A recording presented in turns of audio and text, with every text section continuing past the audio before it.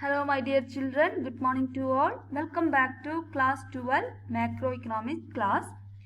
We were discussing chapter number 3, determination of income and employment. In the previous class we have discussed about aggregate demand and also aggregate supply. So what do you mean by aggregate demand? Aggregate demand refers to total demand for goods and services in an economy in an accounting year. That is known as aggregate demand. In two-sector economy, aggregate demand is equal to consumption expenditure plus investment expenditure. Then what about aggregate supply? Aggregate supply refers to the estimated money value of all the final goods and services produced by all the producer in an economy during a given period of time. Then aggregate supply is otherwise known as national income of the economy. So aggregate demand or income is equal to C plus S, consumption expenditure plus saving expenditure. As we have studied, classical theory of income and employment believed in full employment level, and also they believed that classical economists believed that market mechanism, that is demand and supply, automatically established equilibrium. So they believed in full employment level and also laissez-faire policy. That's what do you mean by laissez-faire policy? The absence of government intervention. So the classical theory of income and employment existed till 1913. Then what happened after 1930? So during the Great Depression of 1930, the classical theory of income and employment failed. At this time, J.M. Keynes, that is John Maynard Keynes, introduced his theory of effective demand in his book, The General Theory of Employment, Interest and Money in 1935. So he had used the approach of aggregate demand and aggregate supply for the determination of income and employment. So Keynesian equilibrium income determination theory is called Keynesian employment theory. Okay, Keynesian equilibrium of income determination theory is called Keynesian employment theory. So what do you mean by employment? Employment in economics refers to a situation when an able-bodied person who is willing to take up a job at the prevailing market wage rate get employed. So classicals believed in full employment level, but Keynes rejected the classical assumption of full employment at all times and places. So what do you mean by full employment? It refers to a situation of no involuntary unemployment. That means where all those able-bodied workers who are willing to work at the prevailing wage rate are getting employment. That is a situation of full employment. Classicals believed in full employment level of equilibrium, but at the same time Keynes rejected these assumptions. According to Professor J.M. Keynes, some nominal percentage of the total workforce may remain unemployed even at the full employment level. Then such employment is known as natural rate of unemployment, which every economy must be ready to accept and sustain. So according to Keynes, economy always under full employment. Under full employment, not full employment level, it's under employment. Then there are two concepts related to unemployment. They are involuntary unemployment. So what do you mean by involuntary unemployment? So involuntary unemployment is a situation in which people are able and willing to work at existing wage rate but do not get work. This situation is known as involuntary unemployment. But what about voluntary unemployment?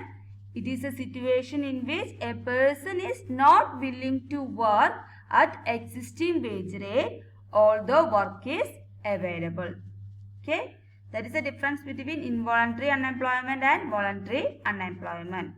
Okay, one is the absence of availability of work, then other is the the person is not willing to work at existing wage rate, or if there is, even there is work is available. Okay, all this we have studied in the previous classes. So today we are going to discuss about Keynes theory of income and employment. So equilibrium level of income and employment according to Keynes. So let's start our section. So Keynes theory of income and employment. Professor Keynes presented a refined and stable version of theory of employment in his famous book General Theory of Employment, Interest and Money, published in 1936. So Keynes based his theory of employment on the concept of effective demand. Okay. So what do you mean by effective demand? Effective demand refers to that level of demand in the economy which is fully met by the corresponding supply, so that there is no tendency on the part of entrepreneurs to either expand or contract production. Okay. So what is the effective demand? Effective demand refers to that level of demand in the economy which is fully met by the corresponding supply, so that there is no tendency on the part of entrepreneurs to either expand or contract production. The implication of effective demand is that level of income and employment in an economy which is determined by the equality of aggregate demand and aggregate supply. So aggregate demand is equal to aggregate supply is the effective demand, or otherwise known as equilibrium level of income and employment. Then assumptions of Keynesian theory. So the Keynes developed this theory on the basis of some assumptions. So they are, it applies to short run only. Then application of effective demand which creates output and income. Then stability of aggregate supply function. Stability means it is constant. Aggregate supply is constant according to Keynes. He gave more importance to demand side. Then exogenously determined investment level in the economy. That is, he have taken autonomous investment. Then wage price rigidity. So there is no flexibility in wage and price. So these are the assumptions of Keynesian theory of employment. Under the Keynesian theory, equilibrium level of income is determined by the use of two approaches which yield the same result. So the approaches are aggregate demand aggregate supply approach, or otherwise known as consumption investment approach, and second one saving investment approach. So let's understand the two in details. The first one, aggregate demand and aggregate supply approach. As per this approach, the equilibrium level of income in an economy is determined by the intersection or equality of aggregate demand and aggregate supply. That is, AD is equal to AS, the equality of aggregate demand and aggregate supply. Here Keynes taken which value? Ex ante value. So Keynes gave more importance to ex ante value or expected value, not actual value. So AD is equal to C plus I and AS is equal to C plus S.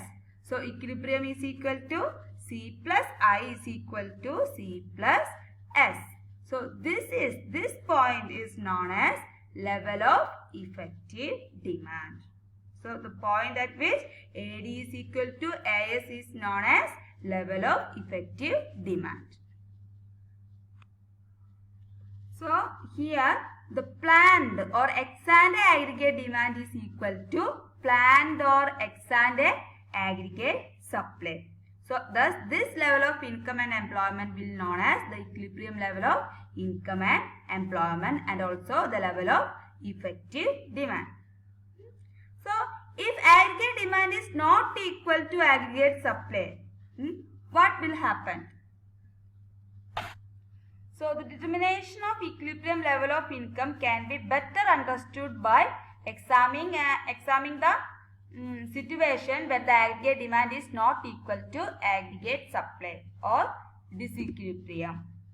So, what happens if aggregate demand is more than aggregate supply? So, aggregate demand is equal to aggregate supply, that is known as equilibrium level of income and employment.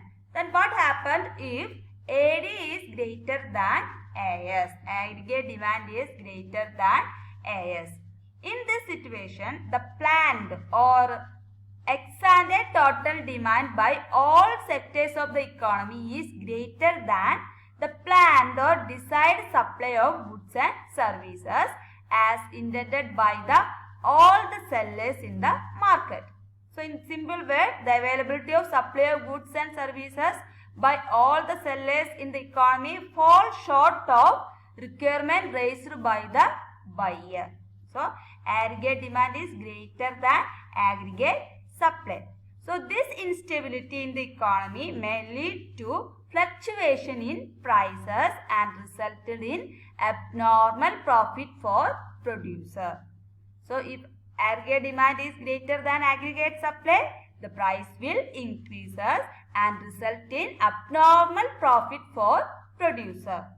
So, the producer will be induced to go for additional investment or increase in the employment of factor services. So, it leads to increase in the level of output of goods and services and also the income of the economy. As we studied earlier, if income of an individual rises, he is preferred to save more and consume less. So, here economy also behave like this. So, this process of investment is continue to the level where aggregate output or aggregate supply becomes equal to aggregate demand, that is in equilibrium. Once this level of stability is reached, there will be no incentive for producer to invest and produce more. So, in this process, the economy may find some rise in the national income in both real as well as nominal terms. Okay. Then the second situation of disequilibrium is aggregate demand is less than aggregate supply.